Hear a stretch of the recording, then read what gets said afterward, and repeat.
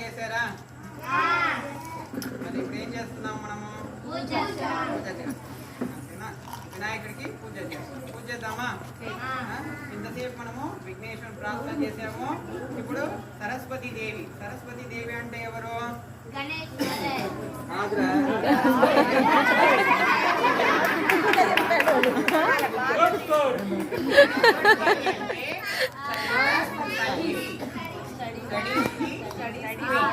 మహారాణి తనకి పూజ చేసాము.